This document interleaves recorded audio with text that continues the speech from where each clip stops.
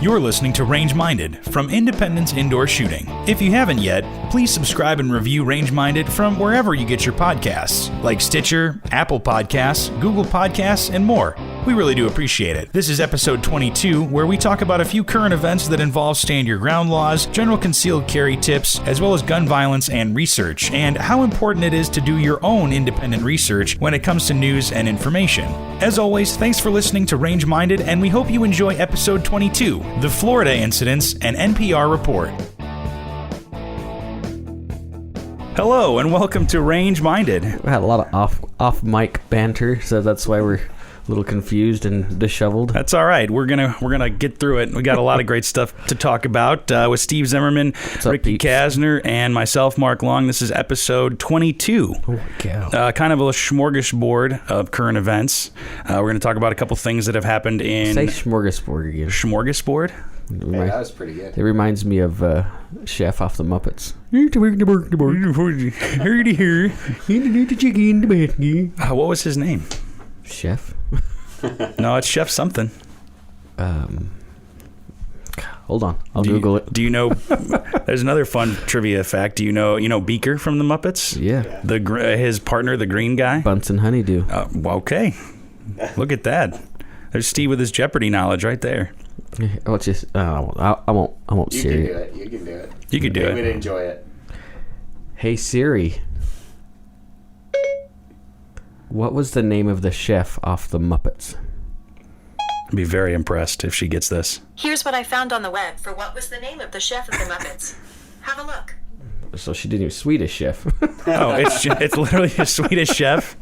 That's all it is. I It's do remember Swedish that. chef. So I love the Muppets. I grew up on the Muppets, but I'm also older than both of you put together.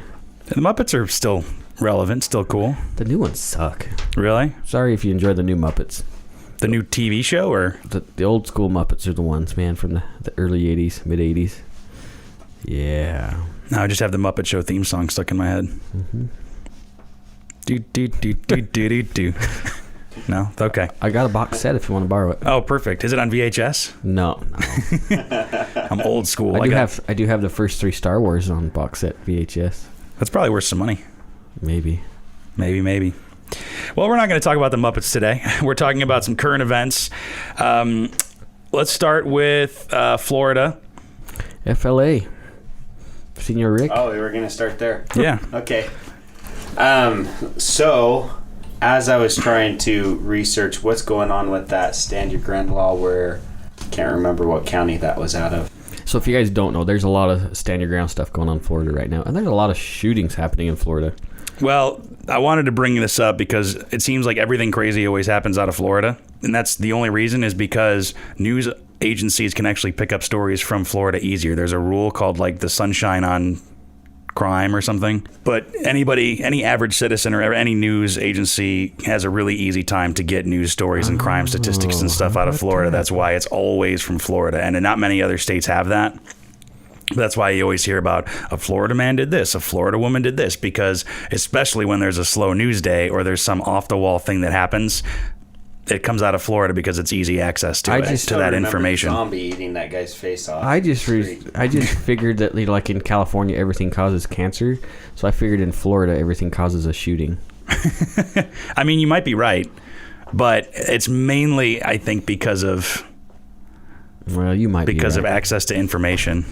We'll go with your theory. We'll go with my theory, but there's. Did you think it was just the sun causing shootings? My son doesn't live in Florida. Sorry. Terrible. Okay, carry on, Rick. Sorry, didn't mean to interrupt. Steve is full of dad jokes today. Oh, I got dad jokes. So there was that stand your ground law. We've talked about it for a couple weeks, or stand your ground case, I should say, where the gentleman got in an argument with a man's girlfriend for parking in a handicapped zone. When the man exited the convenience store, he pushed him to the ground, and then we talked about that last week or 2 weeks ago. Mm-hmm. And at first, they weren't going to try him because of stand your ground, and then they decided to try him. And I just learned that they denied his bail, denied to lower his bail, because he wanted to lower it to 100,000. Michael Draca, right? Yeah. So he can get out. It's not like he doesn't have a possibility of bail, but yeah, he's out. But he wanted to lower it. Well, I just pulled up the story. This was that was from a while ago. Well, it was from a couple weeks ago. They charged him with manslaughter. Mm-hmm. Yeah, he got charged with manslaughter, so he's awaiting, I believe, his trial now, and he's in jail. October pre-trial is set for October something, October 19th, I think it was. And we talked about this a couple episodes ago. I think we're all pretty much unanimous on how we feel he should have handled the situation. Well, you watch the video, and he was pushed to the ground. He brandished his gun, and then he hesitated for a minute. And then the offending guy backed off a little bit, put his hands up, and took a couple steps back, and then he got shot. Yeah, from that point, the threat had stopped. The threat had stopped immediately after that, and I mean, brandishing a firearm would have done the job. It did do the job. Yeah, it did do the job, and it should have just stopped there. Mm-hmm. And then you call the cops, and you get them on the way, and you put your gun away, and that's an important thing to remember. Even when you just brandish a firearm, that's air quotes. You still call the law enforcement and say, yeah, I brandished a firearm, because what happens if that guy now goes away and he's like, dude, a guy pulled a gun on me? That's exactly right. It's whoever calls the cops first. Exactly. In that aspect. That is the victim. Whoever gets a hold of the authorities first gets to play the victim, whether that's true or not. So. And then it's your word against theirs. Yeah. And brandishing a gun can get you in a lot of trouble if you're found as the aggressor. We were talking earlier and said that brandishing a firearm can qualify as assault, right? Oh, yes. So Ricky's still snickering over there. Sorry, that was so funny. It was an odd mouth noise, excuse me. Okay, go on. Just that brandishing a firearm can be assault. And I've mentioned it before that, in Idaho, you cannot point a gun at somebody unless you're ready to shoot them. If it comes to that. Now we've had some people come in and they're like, well, if you pull a firearm, you have to shoot somebody. No, right. You don't have to.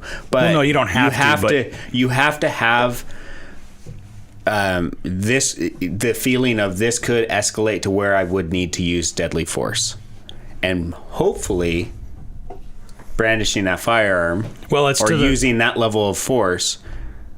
If you're bringing your firearm out and brandishing it, you should be ready to use pull the trigger anyway. But at least from what I learned in the concealed carry class is that if you are pointing a gun at somebody and you don't fire, you could be on the hook for that too. You can be in some legal troubled waters. The situations are going to be determined by the jury, right? Right. And the consequences are what will follow. Obviously, that's what a consequence is, right? But yeah, so if I'm getting this right, what you're saying is, if you plan on pulling your gun, you need to have already made the decision that you'll use it if you need to. You don't have to shoot a dude or a dudette, right? If you pull your gun. Well, there's a difference. And what I'm saying is, there's a difference between pulling your gun out of the holster and then pointing it at at the threat. Yeah. Having it at low ready or something like that is one thing, but having it up and you're aiming down the sights and you're ready to go, that's a whole other story. Yeah. And that's where you already have to make. Yeah. That's the point I was trying to make. Well, and according to the CDC, firearms are used 6,800 times a day in defensive gun uses. Yeah, it's like 2.8 million defensive gun uses every day. Yeah, so between 2.5 and 3 million a year. I wonder how accurate that is, but that is a pretty crazy number. Well, when we talked about this before, Professor Kleck did the same thing, and he got a way lower number. And the CDO, no, that can't be true. When they did their research, they actually had a higher number than what was that Professor Kleck found, which ends up being over 6,800 times a day, which is crazy. Which is a lot. That could just be showing the gun. That could just having the gun ready to go. Or telling someone you have a gun. Yeah. Yeah, because a lot of defensive gun uses don't mean that shots are fired. Correct. It's just the presentation or, Actually, I would think it would probably be the majority of them are unfired. Ended. Yeah, unfired. Mm-hmm. Well, we talked about that in that case you talked about a couple weeks ago where a guy came in to a restaurant and cold-cocked a waitress, and then the other waitress pulled her gun and he was gone. And that was it. And that qualifies as a defensive gun use. Absolutely. One of 6,800 a day. Which people, that can't be right. Hey. It's a big country. If you think about it this way, there are 350 million people in the U.S., and you divide that by 6,800. I mean, look at those two numbers. That's such a small percentage. Small, 0.00 something. Right. 0048. I don't know. You doing the math? I'm going to try. Okay. We're going to see how close you were. But I'm it's not just... a mathematician. If I can think about how many zeros there are. Hopefully that's 35 million. There's 350 A million. Googleplex of zeros. 0.000019. I was off by a few thousand. So it's not even 1%. It's like way less than 1%. It's rounding up. It's 0.002%. That's crazy. If I did my math right. Yeah. Sure. So it sounds like a huge number, but in relative, it's not. Right. Because if you think about, I mean, as morbid as it is, you think about how many car accidents there are a day, or how many fatal car accidents there are a day. Oh, man. Or no, not even fatal, just regular fender benders, car accidents. Think about how many accidents are here in the valley every day. Probably. You know? Probably 6,800 the way Idaho people drive. Yeah. I know you're a native, so you don't make that connection, but Oh, yes, I do. Idaho people drive horribly. I'm from Eastern Idaho, man. You guys know how to drive over in Eastern Idaho? No. Well, they don't know how to drive over here either. It's every other a-hole on the road that can't drive. You have no idea, Steve. Ugh. when I was in Eastern Idaho, the roads would be slicked over with ice and people would be still driving 70, 75 Well, they're in a miles four-wheel an drive hour. pickup. They can do it. Yeah, That's right. It They're just not- drove me nuts. I'll tell you the sideline. Worst drivers I've ever had to deal with are Utah drivers. By far. That actually just happened last night. If somebody driving 10 miles under the speed limit on Eagle Road, which is a 55-mile-an-hour road, That's right. look down, Utah plate. Yeah. It's either that or Oregon. Have you ever driven through the Salt Lake Valley? Oh, my God. Salt Lake City? Yeah. Yeah. Driving down, what is that, 15? 15. 15's interesting, yeah. Those... Sorry, you tards. You guys are... You know, there are quite a few that listen. That's all right. I was born in Salt Lake. I have the right to... I learned how to drive down there. Really?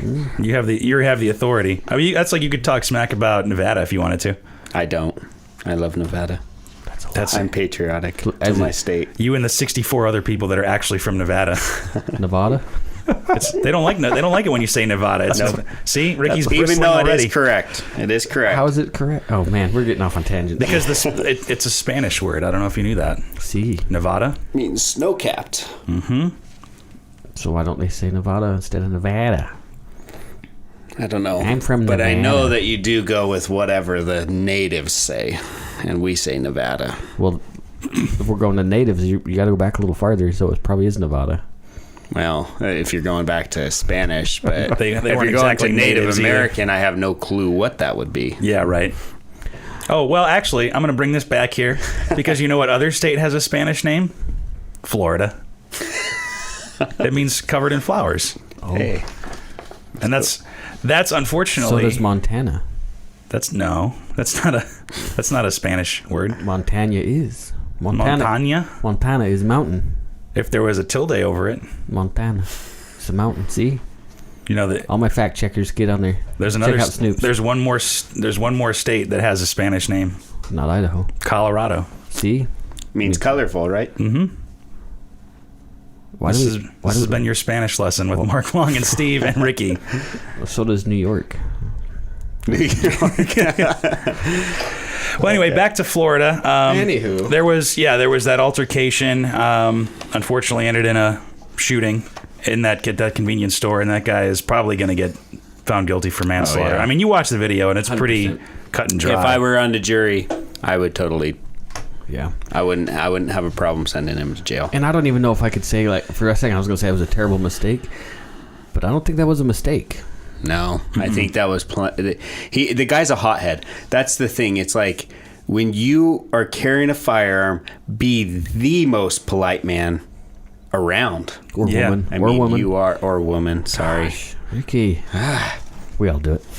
Come on, man. Well, and it's funny because when you adopt that mentality, life almost gets a little bit less stressful. You know, I've found that when I'm carrying, even when I'm like, we're talking about Idaho drivers, if I'm not carrying, I'm just pissed at everybody. Everybody's driving slow. It's irritating, but if I'm carrying and I'm driving, I'll just plod along. Mm-hmm. You know, it's almost more calming. Yeah, who's going to stop you? You got a gun. Well, come on now. I'm not looking for something, but it just you have to adopt that mindset that it's just, you have to take that upper hand or the moral high ground to Yep. And it's a good philosophy to have throughout, like even if you're not carrying, just to have in life. That's true. But you realize that narrative is completely opposite of what the left says it is. People carry guns, they're hotheads. Vigilantes. And Which, unfortunately, that first case that we were just talking about kind of illustrates that. Are you ever going to talk? Well, there's always going to be bad apples. That's and that's in any tribe, right? In any tribe of people, there's always a few bad apples, and unfortunately, sometimes people focus on those bad apples or the vocal minority or anything like that. Yeah, and like you said, that guy they had found in a news report that he had been in a couple of, I think, altercations before, and he had a history of aggressiveness. I think aggressive situations is what he and I what think they used. we talked about not Robert Zimmerman. That's Bob Dylan. What's the Zimmerman guy down in Florida? George Zimmerman. But I think the original whatever his with what's his name? Trayvon Martin. Yeah, that's the one. Sorry, just offended a lot of people. I think that was probably a justified shooting, but the guy was an idiot. Zimmerman's an idiot, and he's not related to me, so don't even pretend. The guy's an idiot. Yeah. Well, he got arrested. Though? He got arrested for assault a couple years. I think he's in jail right now. He's in jail again. Yeah, because he beat up his wife or something like that. Yeah. He's just not a model citizen. No. I do wonder, though, did he have past issues with beating up his wife, or was that because of all the stress? Was that related to all the stress? It doesn't justify it. Doesn't justify it, you're right. Right. So, but talk to us, Steve, about him being an idiot. He's an idiot. Just go look up George Zimmerman. Look you can read for yourself how much of an idiot he is. He keeps getting in trouble. Stupid stuff. Yeah, but to go back to it is you cannot be aggressive and carry a firearm at the same time. It's just not going to end well. Well, and any time that you think that you're going to need a firearm, just don't go to that thing.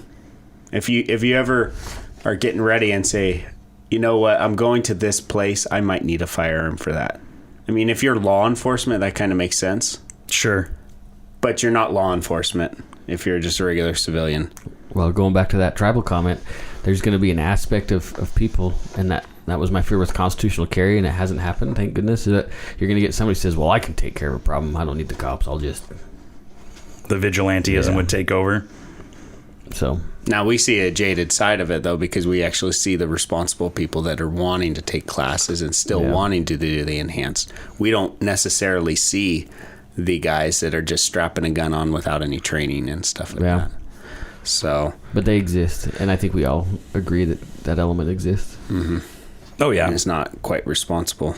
Anyway, carry on. What are you waiting for? I thought you had stuff to talk about, Rick. So, two more things have happened in Florida since then. Well, I only have one thing. Oh, yeah. There was the other thing, huh? Yeah, there's two things. Two more things. Yeah. What's your thing? Okay, my thing. Whoa. Is there's an Uber driver, I guess. So this is just recent. An Uber driver was driving a lady to her destination. An irate driver started tailgating the Uber driver and then swerved in front of crossed over a double yellow, mind you. He was really aggressive. Is he from Idaho? Probably. He was driving too fast to be from Idaho. Yeah. And then so he crossed over the double yellow and then got in front of the Uber driver and stopped in front of him. Basically made him stop his car. Made the Uber driver stop. Now, you can get into what you could have done then. But, yeah, the Uber driver stopped. The guy got out of the pickup truck in front of the Uber driver and started accosting him and coming towards him. And the guy who was actually had just been going through Post Academy, I think, and just the Uber driver. The Uber driver was a recruit for law enforcement. Hadn't officially started, I don't think, but he shot him. And they're not. And this is what the sheriff said. The sheriff of Polk County. It's very interesting. Here's a message for the hotheads of the community. Don't do that stuff. Good people carry guns, and they will shoot you a lot. Graveyard dead. Yeah, it was graveyard dead. Leave people alone. It's a new day in the state of Florida and the United States. I like this sheriff. He's it seems like he's very It was very To the point. It was very funny though when he's like, and they will shoot you a lot. They won't just shoot you. They'll shoot you a lot. Well, and what else is interesting about this stand your ground case is that, yeah, he was an Uber driver, but like you mentioned, he had just completed training to be a police officer, according to CNN, and a licensed armed security guard. So he had more training than the average citizen anyway. Well, and it is cool. It is cool, actually. If you listen to the dispatch recording of his voice, he is very calm. Is he? Yeah. It's impressive. Well, that comes from training. Yeah, it comes from training. When you think about, like, I mean, I could just imagine what I would be like if I'm on that dispatch. Oh, you know what? This just happened, and you know, I would be freaking out a little. But he was very calm, and I think it goes to show that we should all be like that. Such and such happened. He covered his bases really well. This guy approached me. I had nowhere to flee, and I had to use deadly force. That's basically what his message was. Very methodical, very fact based. Yeah, he wasn't like, you know, I feared for my life, so no. He forced me to use deadly force. I had to do it, right? Or else that guy would have done me bodily harm. And he only shot once. Yeah, it wasn't a long. I don't know if he got him in the chest or the head. But he did a lot of damage. Did he? So you don't need to shoot a lot to do a lot of damage.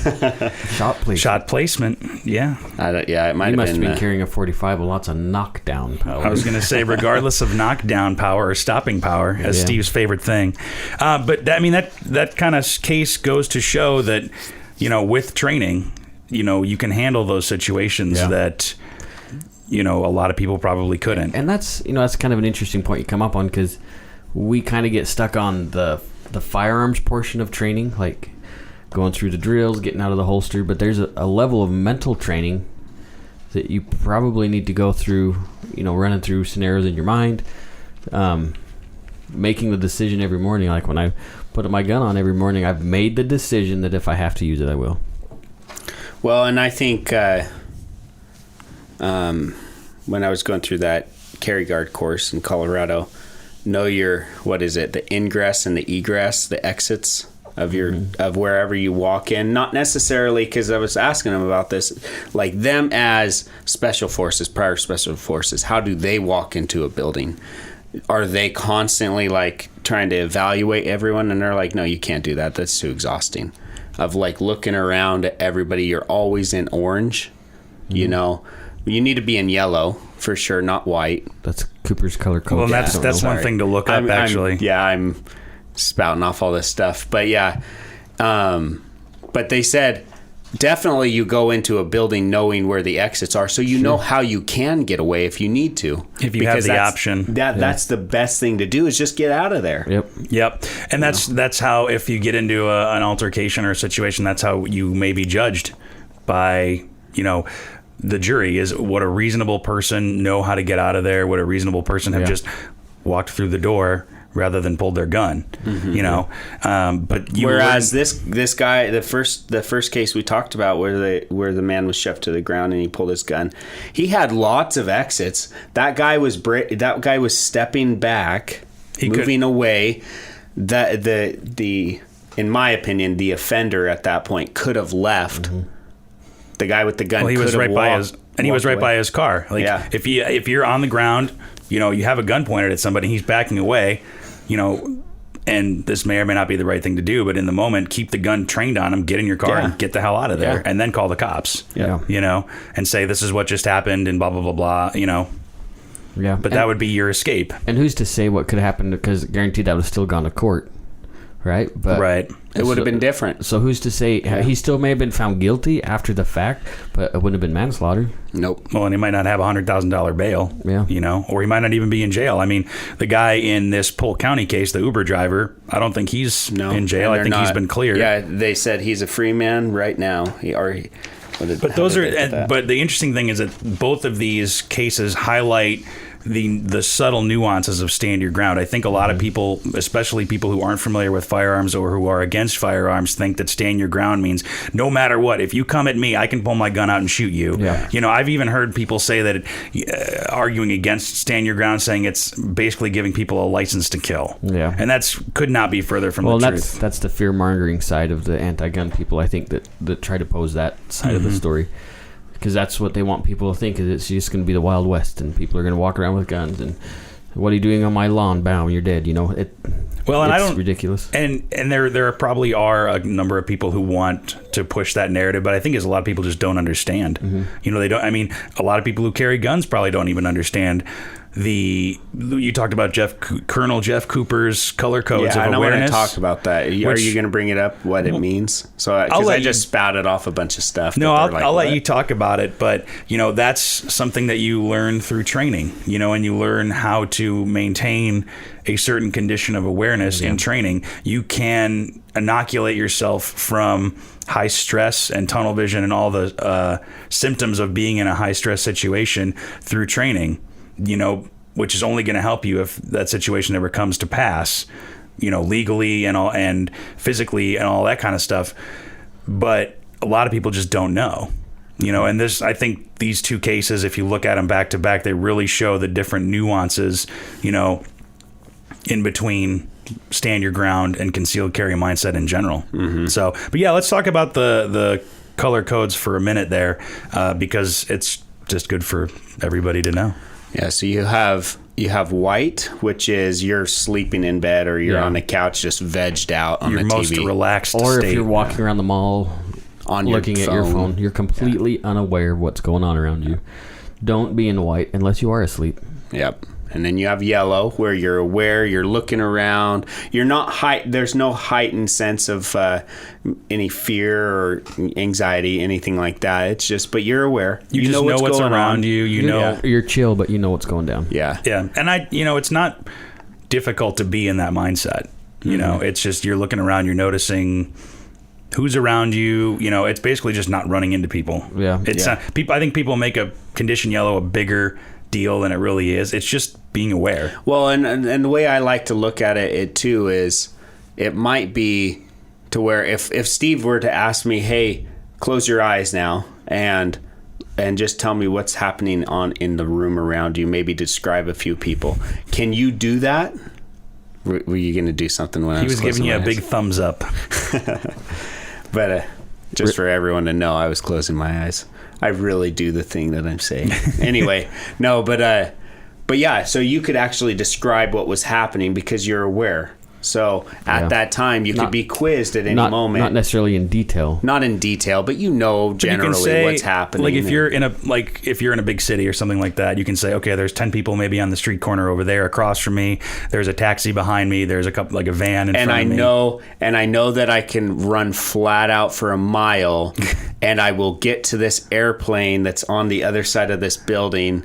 And I'll be on my way to the other side of the country. Yeah, and also, so you're being in yellow is just so you wouldn't be surprised by something. Mm-hmm. You're not taking... You're paying enough attention to not be surprised by stuff. Or another example is if you're walking downtown somewhere and you're walking on the sidewalk towards an alley. Maybe you move out towards the outside of the sidewalk to get a little view of that alley a little bit more to make sure there's nobody back there, but also practically to make sure there's not a car zooming through. You know, that's condition yellow stuff instead of just blindly walking down the sidewalk. Or don't walk down the alley. Yeah, that's what not walking down the alley, but like if you're walking around an alley. If you're walking in front of an down alley. the sidewalk and you walk past an alley on one side of you or the other, that's what I'm saying. If you walk down an alley, I would be like, that's not condition Mark's yellow. a shady guy. Don't do that. Anyone who walks down alleys, by the way, are shady. Everybody? Everybody. Doesn't matter who it is, they're shady. Wow. Slim Shady? Yep, that's right. The real Slim Shady. Moving on to condition orange. We don't have to pay. So that's when you're. Let's see if you're on a test. I've got him right in front of me. So okay, that's when your sense of awareness is heightened. Now you're deciding whether or not you may need to take action on something. So that's like a guy is just just walking up to you. Jim Love shared a story with me. He did a protection detail with an executive of something. I can't remember what it was, but he said there was one guy. They were walking down. The group is around this executive. They're walking down a sidewalk or something, and there's one man walking down with a super zoned out look on his face, just like walking very purposely towards him. And Jim's like, oh, it's about to go down, and so that's condition orange. That guy ultimately just walked out, and he must have been on drugs or something, because he just walked right past him and just kept going. But he said just the way the guy was coming at him. It's when you notice something is off or something has piqued your interest that is not normal. That is condition orange, where you start to make the decision whether or not you're going to try to avoid that, or if you can avoid that, anything like that. It just doesn't look right. But it's the threat. There's something on your radar, I guess would be a better way to put it. There's a possibility of something happening. You have identified certain possibilities, and you're making a plan. Mm-hmm. Yeah, you're making that decision at that point. And then condition red is when you are acting. Yeah, something is happening. Somebody is coming to attack you, or something mega is going on right now very quickly. And you can go from yellow to red really fast, but it's really hard to go from white to red quickly and think appropriately. If you're jumping from white to red, then you're dead. Yeah. Almost. Yeah, I mean, you have a very likely Well, chance. because it's going to take you at least a few seconds to move your focus away from your phone to whatever is happening. Or out of bed. And then orient. Mm-hmm. Orient yourself to the situation, which you may be way off on because you haven't even been engaged at all. Yeah. So you have no clue. You have no idea what's going on. Yeah. And then I don't think it's an official... it's not a Cooper, the black. Not a Jeff, but condition black is where you're just basically overwhelmed and you freeze up, right? Which is very likely. If you don't have the tools, if you don't have the training, I think of it as like you have a Rolodex in your brain, and you're quickly, like something's happening and you're going through this Rolodex like, oh shoot, there must have been something, and there's nothing there, and I'm dead. Right, because you've frozen, and you're kind of frozen in thought. And, there's, with the different conditions, you do get tunnel vision, or time slows down in these high stress situations for some people. But with training, you just act. Yeah. It's like we always hear fight, flight, or freeze. You always hear it's either fight or flight. Or freeze. There is a freeze there. Like if a big old grizzly bear is coming at you in the mountains, what are you going to do? Shoot him in the face. And then he keeps coming at you anyway. Yeah. Because he's a bear. A bear. I hate bears. I've never dealt with bears. So what would I do? I don't know. Maybe freeze. Yeah, I might freeze. I don't know. Curl up in the ball. But if you run too, cover your neck. That's what I heard. If you run, they may chase you too. Don't run. And because some animals, if you run away, they will chase you and then they'll kill you. But if you freeze, and you'll die tired. Yeah, you don't want to die tired. But if you freeze, some animals, if they charge you, they'll stop. It's almost like a domination thing. Yeah, they say. Search. I have heard that, and this is getting off track, but I have heard that bears do false charges a lot. Like that's the majority of what they do. Right. It's like a challenge basically. It's usually the first or second charge, and then after that, they're like, "Sweet, gotcha, challenge accepted." I'm gonna win because my paw is as big as your head. All this false charging has made me hungry. But it's not too far off base, because if with the training you know how to act in that situation. Mm-hmm. That's all there is to it. And so if you look at one guy who had obviously like law enforcement training and all that, and he knew everything from how to act when somebody was approaching him to how to handle the 911 call. Mm-hmm. And then you have on the other side of the coin this guy who, he had his permit and got some training, but had never gotten any other training past that, and ended up shooting somebody when he shouldn't have. And it could have been too that he had all this. He felt like he had the training, and maybe he did have the training, but when it came to the event, he didn't act appropriately. It was gone. Mm-hmm. He lost everything. He just went to his... Well, and that's the thing. It may have been his baseline. I really do think this exists, is your mental preparedness He may have gone to his baseline of mental preparedness, which was, I'll just shoot and then I'll figure it out later. Well, Yeah. we've talked about that, where it's you will, in a situation like that, you'll default to your lowest level of training. And I think it was in On Killing by Colonel Grossman, the book that I finished a couple weeks ago, is that you can inoculate yourself from these high stress situations, but that is more training, so then how to act in those high stress situations. You don't get tunnel vision necessarily. Some people, like law enforcement or concealed carriers in a gunfight, they don't know how many rounds they've shot. They said they've shot maybe 2, but they've really 17. Been through 17, or it could be the flip side. They shot 17, or maybe it was 2 or 1 or whatever. But, with training, you can keep your awareness in those high stress situations rather than just hoping for the best. Yeah, I concur. I was going to say something, but I totally forgot what it was. Dilly. But that's kind of the lesson that I learned from these 2 incidents in Florida. That's what I was going to say. You see how much we're picking that first guy apart. How long did that last? I mean, maybe 9 seconds? The whole exchange? 15 seconds at 15 most? seconds. I mean, it happens just like that. Yeah. It's fast, and we're sitting here picking him apart. He had to make that decision in 15 seconds of what to do. So, I mean, right there. And most shootings happen in Less than 7 seconds or less, less than half that time. So you got to make a good choice and very quickly. Yeah, you have seconds. The jury has a long time. Yeah, much more than we've got. Yeah. I mean, have you guys ever been on a jury before or no? No. No? I've been the only idiot on jury duty? Yeah. I've gotten chosen almost, and I wanted to, and I heard that they because I thought that would be interesting, and I heard that they won't choose you if you want to be on a jury. So they want people that don't want to be there. See, I thought about just saying that I hate everybody all the time, and I'm a hermit, but for some reason my mind goes to the case of the Stratton Strangler on The Office. Oh, the Scranton Strangler. Scranton Strangler, yeah. Wait, what was that? Oh, never mind. Sorry. The Office. Did you ever watch The Office? The Office. I haven't seen that one. Yeah, I did watch The Office. Where Toby is on the jury, and he's, do you want to talk about it? He's like, I can't talk about it, but it's a high-profile case. It's the Scranton Strangler. Yeah. He wasn't supposed to say anything about it, but then he...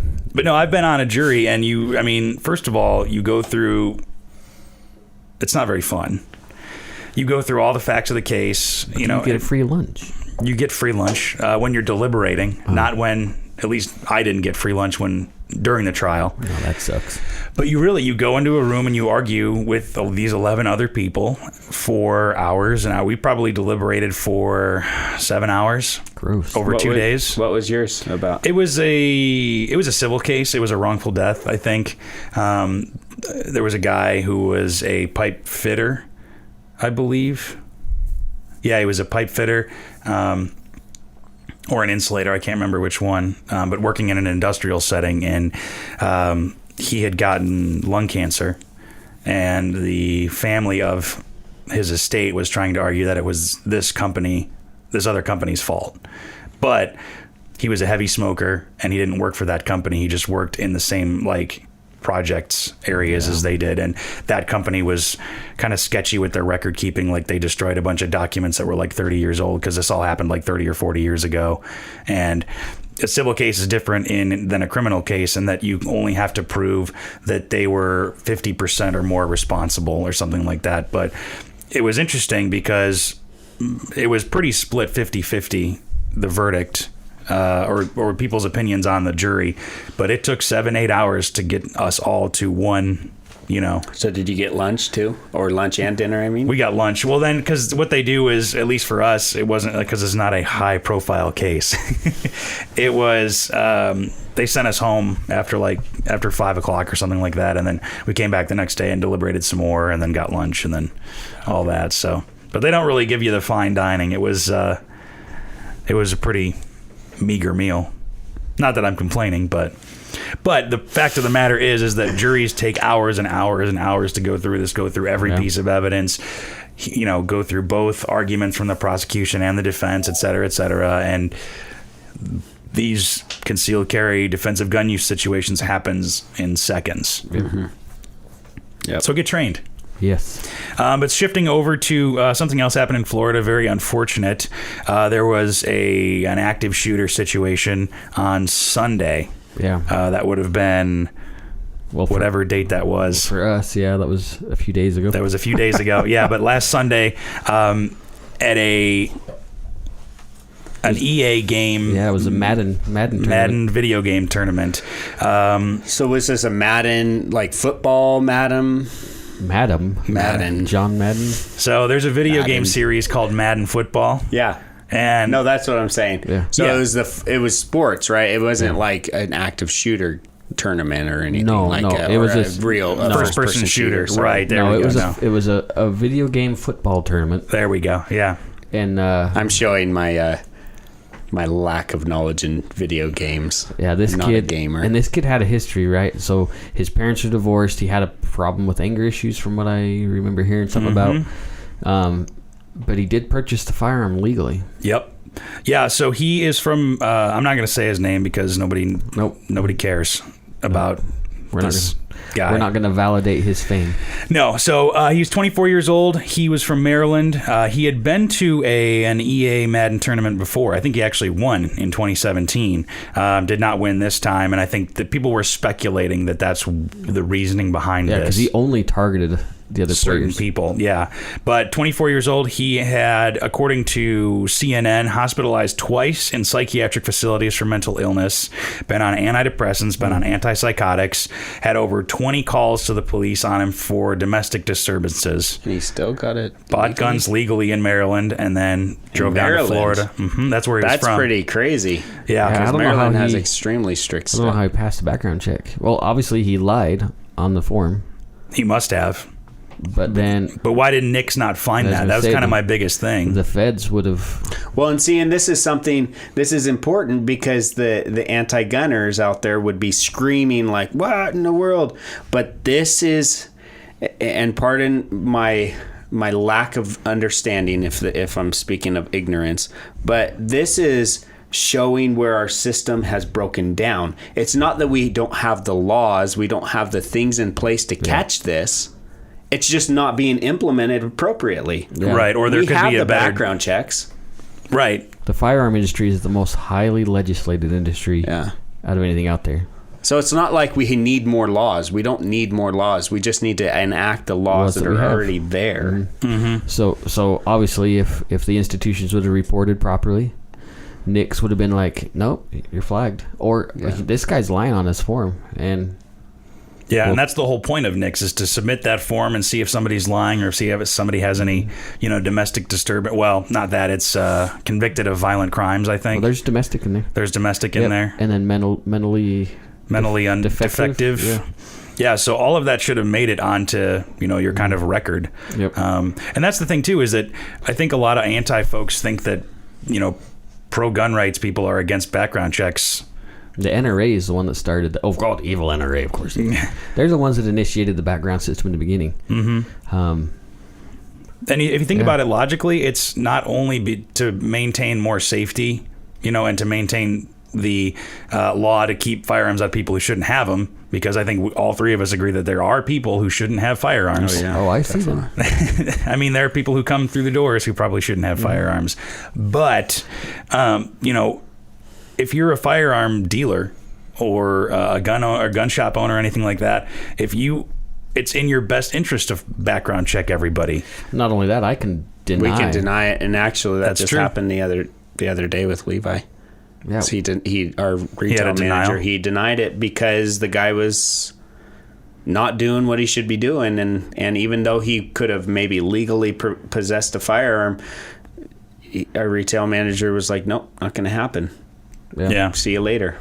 And that's exactly what should happen is we have discretion over whether or not we feel comfortable. Now, granted, he could go down to the next gun store, but that's on them, Sure. And that's, that you can only have so much responsibility and do, so much. And as a firearm owner, you say, okay, I don't feel comfortable doing this or whatever. I mean, even as a private party sale, you can say, nope, no reason, not going to do that. Yeah, there's no, and we get people here that want to sell us guns, and a lot of times that either the gun just doesn't move and we don't want to buy it or whatever. And I says, hey, there's avenues to sell them still online or private party sell. Well, I don't want to do that. I'm worried about. Just ask for the concealed carry permit. Yeah. Because then they've had to pass a background check through the sheriff's office. Mm-hmm. And that's a reason why, at a FFL here, like here at Independence, if you have your concealed carry license, you can buy your gun and take it home that day. Yeah. Because you've already been vetted. And then they say, well, what if they've done something in the meantime? Well, if they've done something and the authorities know, they would not have a concealed carry permit. It would be stripped from them. And don't you scan the concealed carry? Mm-mm. No. We get there, we scan the back of the driver's license on that funky barcode thing, but we double check and we ask them, is this current information or whatever. And I think we talked about this before, but if they've broken any kind of law that would make them a prohibited person, the sheriff's office, the time of not even before the conviction, the time of the problem. Yeah, when they're arraigned or arrested or anything like that. And I know people that this happened to specifically that they didn't even do anything wrong, but the sheriff said, okay, I need your concealed carry permit. Because it's a privilege. Mm-hmm. Concealed carry, constitutional carry is one thing, but having a concealed carry permit is just like a driver's license. You don't have a right to drive. Correct. It's a privilege, and if you abuse that privilege, then you're going to get it taken away. And you can come here and say, hey, I'm constitutional carry. I don't need to go through background check. Yeah, well, good luck, because I'm going to put you through a background check. Yeah, exactly. And I think that's, like I said, one of the things that a lot of anti-people think is that there's, pro-gun rights people don't want a background check or anything like that. Could not be further from the truth. Not only to cover our own butts, but just for the safety of the industry and to keep to do our part to keep firearms out of the hands of people who shouldn't have them. And to Ricky's point, it's that we already have the background checks, and it is pretty universal. They always, I remember a couple of years ago, it was about universal background checks. Well, that was for some of universal background checks. Going through loopholes. No. Oh, that was for private sales. Universal background checks mean every firearms transfer, not sale. Transfer. Which some states have enacted that. Yes, California has, and Washington's working on it. But yeah, when you say universal background checks, people think, oh, that means anybody buying. No, that means every firearm that's going to be exchanged, whether loaned or whatever, has to go through even if it's check. Like, hey, I'm taking your gun to the range for 2 hours. You need to go through a whole background check. And then you got to have the original owner would have to have a background check to have his gun back. Yeah. Stupid. And see, that's just a bureaucratic mess. I mean, that just takes the thing about the time and the energy. And that's why they want it. That it takes, and that's what it's creating is a bunch of felons.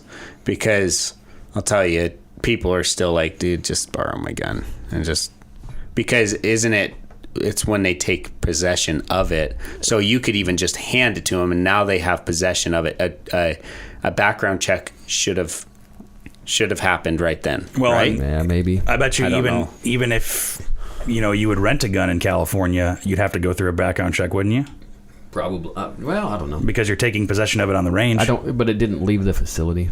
Oh, okay. So, but see all this minutia, Yeah. I mean, and another point to that, though, is if you want to do a private party sale and you're uncomfortable, you can do it at a gun shop, can't you? Yeah, absolutely. We'll do it. An FFL. $25, we'll do a background check for you. We don't care. Yeah, and I'd say that's a small price to pay for peace of mind. Yeah. To know that you're, not selling it to a prohibited person, even though that's on the seller to, honestly represent themselves, at least here in the state of Idaho. Yep. But the background checks are already there. It just, I think, like you said, we need to improve how those, how that information gets reported, because there has been a couple of times. It was the Navy shooter from back in 2011, 2010. Yeah, the ball completely got dropped on that one. He fell through all the cracks on that one because he was, I believe, mentally unstable. Oh, and the Navy knew it. Right. But they forgot to tell everybody else. And so that's one of the things actually that's kind of interesting is it's down to human error. Mm-hmm. It's not necessarily a breakdown of the system in place. It's all human error, and it's all these small decisions that lead up to, a catastrophic incident. And the more you add, it's like more moving parts there's more chance of things breaking down. More human error, the more you have to manage. So all these people want more law.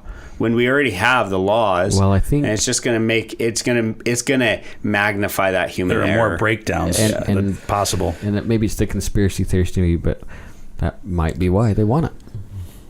They want it to be a complete. They want to just make it so complicated that it's not going to happen. Or, oh, I see. Then they can say, see, and all these gun laws don't work. We just need to take everything away. Yeah, that's hopefully not the case. Maybe I'm too optimistic about humanity in general. I think I'm too pessimistic. Well, then we balance each other out. Yeah. And then there's Ricky, who's... I'm in the middle. If everyone can't see me, but I'm right in the middle. Yeah, I'm not pessimistic and I'm not optimistic. What do you call that? Middleistic? Realistic? No, I'd lean more to pessimism. Steve's got his tinfoil hat on. My head's in the clouds, and Ricky's just got his feet planted on the ground. That's right. But actually, speaking of human error and not necessarily falling through the cracks, but human error, NPR. This is an interesting story. Just released a story that's, I think, getting some attention as time is going on here. Good. Obviously, it's got a lot of attention from gun rights groups. I think a couple of mainstream news sources have started reporting on this, but NPR basically did their own independent study on a U.S. Department of Education survey that was released about school safety, security, and the amount of school shootings that happened over the 2015-2016 school year, I believe. And this survey was from the government, from the U.S. Department of Education. Well, for bureaucracy. We won't go there. Carry on. They asked all the schools that participated, and I am remiss in how many schools total that they asked, but they had gotten back. They asked schools, has there been a discharge of a firearm inside or outside of your school grounds, anywhere, in the school property, in the last calendar school year? And 235 schools came back and said that there was a quote unquote shooting at their school.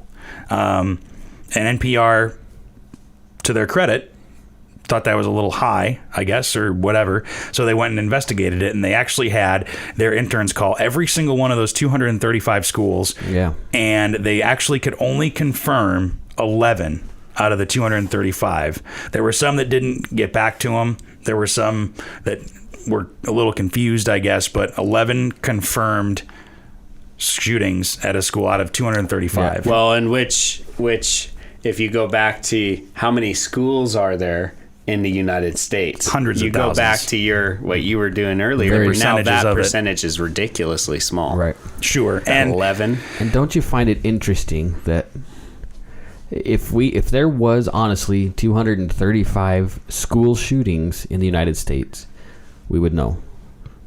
It'd be on the news every single day. Now, some of those are valid. Obviously, there was, Parkland and those. There was some tragic events, absolutely, and none of us deny that happened. But when we were going through the FBI the study, that was, episodes and episodes ago. But we saw that school shootings actually are not as high as a lot of other shootings, but the school shootings, I think it's because it hits Americans and humanity for a good reason in a soft spot. That's our children. Yeah. But realistically, there's shootings happening way more places than schools. Well, so let's just say, 11, right? 11 confirmed. So out of those 11, there's probably under 50 casualties. Let's just say probably somewhere around there. Mm-hmm. Because in the 11 shootings, that doesn't necessarily count any casualties or fatalities either. It's just a discharge of a firearm at a school. Mm-hmm. And then these aren't mass shooter incidents. What are they talking about firearms? Like, did they find a firearm? Well, that's the interesting thing. So when they called these 235 schools, some of them even had no idea that they were counted as a school shooting. And on top of that, a couple other schools said that they misunderstood the question, and so maybe somebody just had possession of a weapon. There wasn't anything discharged, and they counted that as a school shooting on this survey. Or even, this was my favorite, one of their students posted a picture of a gun on social media, and that counted as a school shooting, at least on this survey. Wow. And now the Department of Education says... I would be curious to see what the actual survey questions were from the Department of Education. That would be pretty interesting. I probably could pull it up, but, well, no, I can't. It's there somewhere, but they have decided to pull the report from access they because have. it's not. I wonder if the Freedom of Information Act would allow that. I'm sure it would, especially because it's a previously public document. Mm-hmm. But yeah, it's, I mean, everything from, posting a picture on social media to actually finding a weapon but not being discharged. And now finding a gun in a kid's backpack is obviously a serious it's a thing. big deal. That's a big deal. Yeah. But I mean, that's a far cry from actually. It's not a shooting. But what is a gun?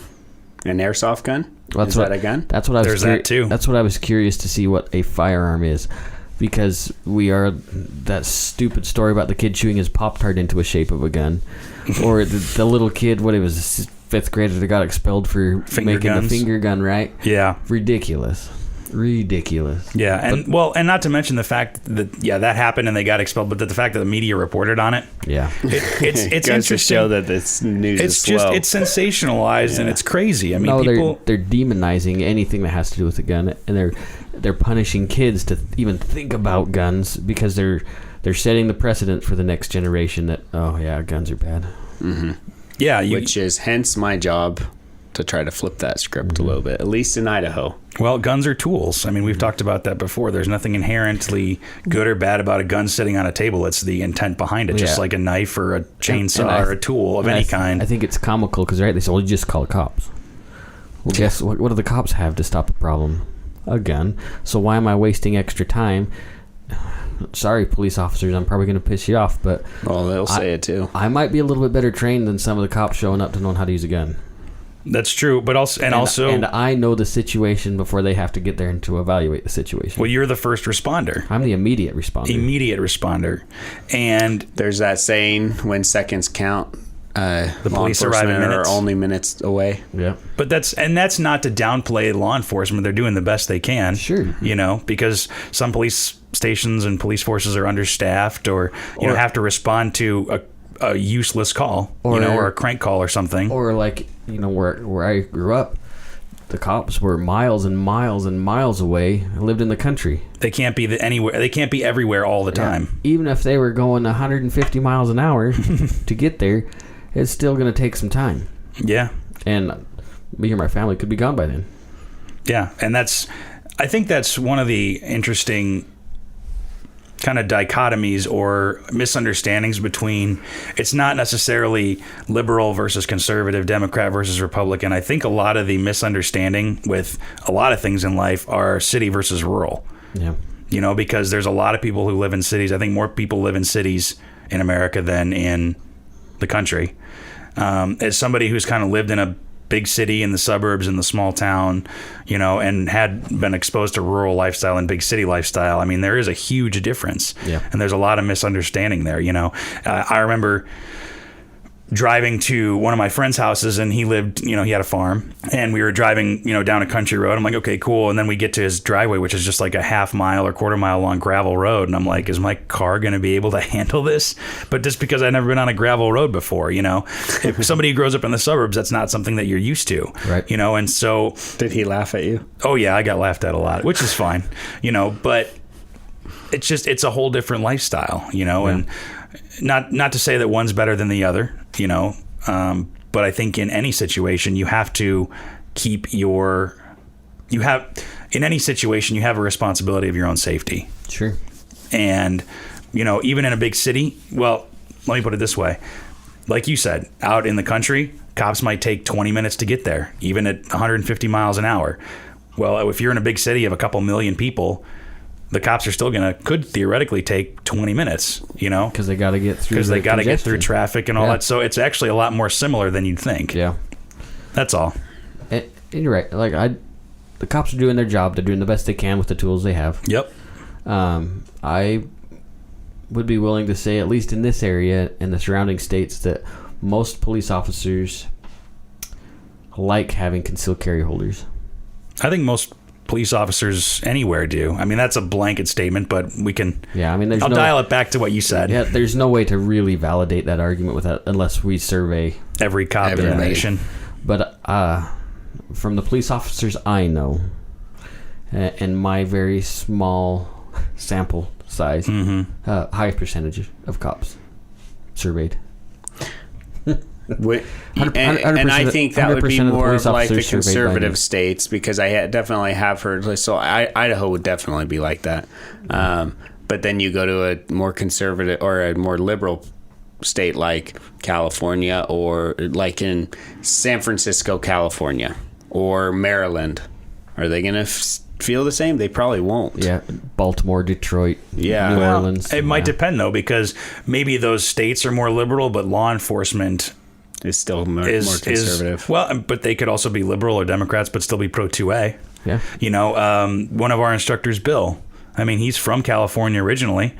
You know, and he's about as 2A as they come. Yeah. You know, and obviously he moved here to Idaho, but I'm sure as a police officer there, he was probably a proponent of concealed carry, citizens who carried concealed. You know what I mean? So it depends, I guess. But I'd say law enforcement probably, you know, because you're taking your safety responsibly, or, you know, you're taking your safety into your own hands. Yeah. Now, a good, responsible concealed carry holder has done his or her job studying the laws relative to what they're doing, and being a good citizen. Yeah, so, there's that so they too. don't have to worry about that person. But to get back to the NPR thing, you know, NPR. it just, Do we need to read it in an NPR voice? I mean, you already sound kind of. It is kind of soothing. To the NPR. Honestly, so I'm just going to get into straight opinion here. I like NPR. It's basically. I like some of the stuff on NPR. Well, I'm sure you could find some things of points of consternation. A lot. I'll just go out and say it. NPR does have is accused of having a pretty liberal bias. Every news organization has a bias. There's just no way around it. Well, and I would think the vast majority of them would be liberal bias. I mean, that's just Yeah. It depends. Well, this NPR story actually threw me for a loop because It's throwing a lot of people well, through a loop. it's very interesting because you said it was the ACLU. well, and the ACLU, They partnered with the ACLU for this a little bit, but they did their own independent research. which means they're not doing editorial work. They're doing a journalist job and actually reporting instead of editorializing. and that's what does not happen enough. No, that's correct. And with any 24-hour news outlet, you're going to get conjecture, you're going to get speculation, and you're going to get pundits. Yeah. Who, you know, and my point is that if you're going to be part of being a responsible citizen is being able to make sure you know the difference between real news, real facts, and opinions, and editorializing. Yeah. Because it's just all over the place now, you know? And the beauty thing is, because we live in an on-demand society, it's not that hard to do the research anymore. Right. Just take a few minutes and look it up. It's not hard to find the information. Yeah. And I think the other reason that a lot of people are thrown through a loop with this is because most of the time you're used to, you know, you have it in your head a certain source or a certain news organization is going to report everything one way according to their agenda or whatever.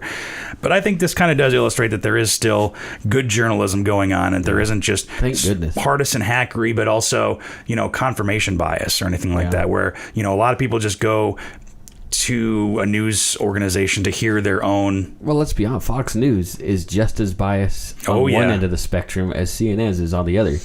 But I guess if you're listening to both, you can kind of see where the stories you can cross see where, over and say, well, that part must be fact. Yeah, you find the thing in the middle. But, you know, there's a lot of bias, and a lot of people look to Fox News to confirm their beliefs. They already have their beliefs set into stone, and they're not going to change it. And they're going to say, okay, look, that's what Fox News is saying it.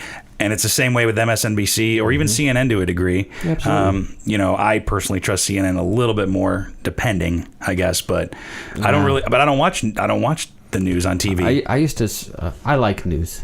I like news too, but I haven't spent a lot of time actually. I'll just do my own research. Things will pop up on my feeds and social media, and then I'll look them up to make sure. I get sick of the garbage that's on there. Like half the time they're focus on like the Hollywood stuff, you know, are stupid. There's that, like, but it's also a lot of it is sensationalized, you know, and regardless of where you lie on the political spectrum, it's the president is gonna make the world come to an end with this or whatever, this one thing, but so did the last president and the president before him. Or this president is going to be the savior of everything and it's going to make America blank again. I was just pointing out that you can use that anywhere, absolutely. And we talked about this a little while ago about checks and balances. I believe it was off the air, but our government is set up with checks and balances, so not one person or one organization has all the power, right? So you have to kind of remember that too. I guess that, well, I'm getting into the weeds a little bit, but the fact is that not everything has to be a sensational, world-changing story. I mean, the interesting thing with this story is if you look at how NPR reported it in audio form and in written word, yep. There's no really sensationalizing about it. I mean, the headline is just, let me pull it up because I can't remember. But it makes me wonder, too, so how we're talking about watching something or listening to something to validate your beliefs. So this could really change some people's view of NPR that tend to just listen to validate their own beliefs, because they tend to lean pretty left. Sure. So all of a sudden they have this almost a pro-gun article. It's not so much pro-gun. It just shows the inefficiency of other reporting. But what's it going to do to their understanding of NPR? Is it going to say, oh, maybe I should pay attention to them a little bit more? Or is it, oh, I can't listen to NPR now because Trump infiltrated NPR. He had nothing to do with it. Yeah, so the actual article, I think this is kind of interesting. If you go to Google News, and that's another way. If you go to Google News, I don't think there's really a slant to Google News. I just Googled NPR school shootings on Google News, and they're going to show you all the headlines from all the different sources. The actual story from NPR, the headline is "The School Shootings That Weren't." So that doesn't say that, the Department of Education falsely reported this or whatever. You have to kind of think about that. The headline can also slant your view of what the story is. Well, and it's what it's kind of supposed to do is because it wants you to read the story. Wants you to read the story. It's supposed to catch your attention. Yeah. But if you go, so I have a list of Google News, headlines here. So from townhall.com, which I believe slants a little to the right. Do they? He's being sarcastic. Townhall.com. It's their headline. Well, NPR just delivered a headshot to the anti-gun left school shooting narrative. So if you have somebody who's rabidly 2A, and doesn't want to hear anything else, they're going to read boom, they're done, and that's confirming their beliefs. Another one. Here's NPR. This is from NPR. They had another report on it. Federal government report on school shootings found to be flawed. That's not a perfect headline either. No, but what it'll do is, and maybe this is wrong thinking, but right now the federal government's controlled by more right-leaning, more conservative-leaning. So that might validate the left side of the argument. Oh man, see, the government's just screwed up. See, the government is trying to do this or do that or whatever. You start assuming things instead of just reading reading the articles and doing your own research. Digest the information and then dig in a little deeper. However, I think this goes to show that in reality, the world that we live in is not as violent as the media makes it out to be. There are still bad people and bad things do happen. I think we can all agree to that. But things aren't necessarily as bad as TV news makes it out to be. No way.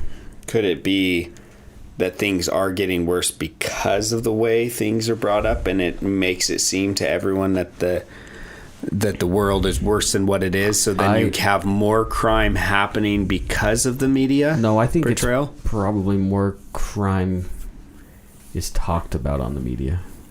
Yeah, no, that's what I'm saying. So if more crime is talked about, eventually people are like, yeah, it actually is bad, and then and then things start getting worse and worse and worse. Because I'm sure it seems even just driving around town, it seems like it's getting worse, regardless of what the media says. So it's not that I don't know if it's necessarily that it's more crime being reported on and not crime happening, if that makes any sense what I'm trying to say. They're just digging a little deeper to find more crime. Yeah, I think it's than that. what they did back in the day. I think there probably is a few more things happening than there was when I was a kid. Well, I think, there might be more violent encounters and more assaults or something like that. And it was an old statistic, but on killing Colonel Grossman. I can't remember. Why can't I remember his name? But Colonel Grossman talks about how assaults have gone up, but murders have gone down. Now, granted, this was in the 90s, so I don't know what the statistics are like now. Still gone down quite a bit. You look at the FBI vital statistics or whatever. So murders have gone down. Yeah. Homicides have gone down. Mm-hmm. But, you can attribute that to better medical care. And a couple other externalities. Yeah. So there may be more bad things happening or whatever. But I think if you look at news from back in the day compared to news now, I mean it's night and day. I don't know. I bet the 60s were pretty rough. Yeah. I bet if you got down to the actual statistics in the 60s, you'd probably find that civil unrest, whatever you want to call it, is probably not much different than it is today. Maybe the tools used are different today than they were then, but you had a lot of white on black crime where, blacks were getting, prejudiced against. Yeah, big time. Yeah, hardcore. Yeah, which is disgusting. There's human beings. There's no need for it. But I bet you there's still a lot of stuff that's happened back in the day that just didn't get reported on. So maybe the level of crime didn't change. It's just what we see more often just changed. Because, and to go off of that, even stuff that's not reported on, even stuff that's not crime that's reported on, like political stuff, it's always, like I said earlier, it's always one end or the other. It's not just the fact. It's, this is the end of the world, or, this is the best thing ever. We're going to lose all of our rights, or, we're going to lose Medicare or whatever. Yeah, well, that's because there's a portion that's based on emotion to get people involved. And it's just, that's not how you do news, though. And as somebody who's in broadcasting, it's just kind of disgraceful. Yeah. It's not kind of, it is disgraceful. It should be the facts that are presented and the person makes its own choice. Well, and think about it this way. I mean, you look at somebody like Walter Cronkite. Mm-hmm. He's held up as somebody who is the most trusted man in news back in the day. I mean, if you look at, there's a quote, I believe, from Nixon, and he said he knew he lost Vietnam when Cronkite said it. And that was Cronkite's opinion, but still, I mean, he was trusted that much in the country that everybody watched, Walter Cronkite. Now it's so fractured. There's so many different ways. And like I said, you can find ways to confirm your beliefs and all that. Yep. And there's no, one or two or a couple, people that just report the facts. And that's the problem with social media, because people just post their emotions linked to a story. And then all of a sudden your thread is, like, smiley face. Everybody's a reporter now. Yeah. And it's just, I don't know. Do your history. Do your research. When did the original study come out by the education department? It was for 2015-2016 school year, but it was... So it probably would have been published mid-17, I bet, somewhere around there. The original. So it's a relatively old... It's been around. So it's a couple years. NPR just... They probably came across that, and they're just like, so that had been standing for quite a while before NPR kind of uncovered. And I wouldn't be surprised if, of course it was. I mean, the study was made for a purpose, right? Obviously there was an agenda. The education department decided they needed something. So yeah, I'd be curious to who also funded that report. Also, one interesting tidbit I found in the NPR article was that Every Town for Gun Safety. Oh, yeah. You guys know about those guys? Every town. Every Town for Gun Safety. They're here in Boise, too, just so you guys know. They've changed their name how many times? Really? Oh, yeah. It used to be like... Because this is Bloomberg stuff, right? Mm-hmm. Yeah, I think it's Every Town. Every Town and Moms Demand Action. They're two different organizations. Yeah, but it's changed its name even from those. Anyway. It's like it keeps changing its name. It's ridiculous. So Every Town for Gun Safety did a similar study about school shootings, and they found even that only 30 school shootings happened between 2015 and 2016. And that's an extremely left organization. Right. So to go from 235 from the government to NPR's 11 to the Everytown for Gun Safety's 30.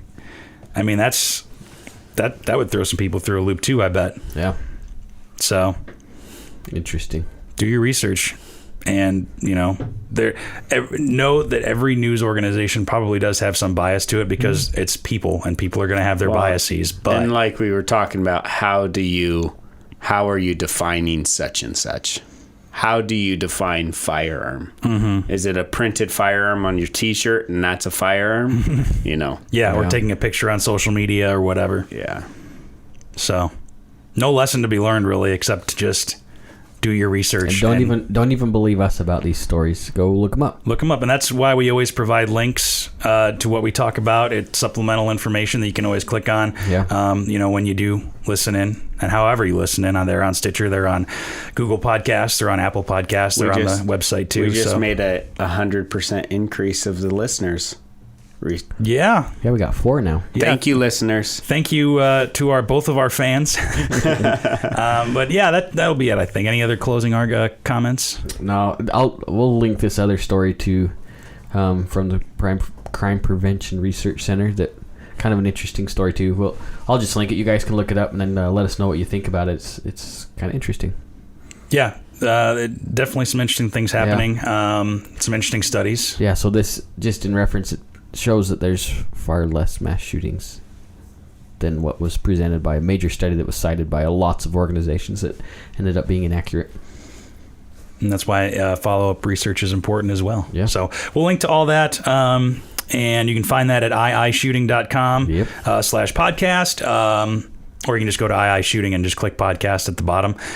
We are on Apple Podcasts. No, it's on the top. Oh, it's on the top again. I moved it to the top again. Beautiful. It keeps doing this little switcheroo. It's on the front page, on the top or the bottom, depending on when you're listening. Peruse our website until you find it. Yep. But you can also find us on Apple Podcasts, on Google Podcasts now, on Stitcher, which is mainly our bread and butter, I think. Yeah.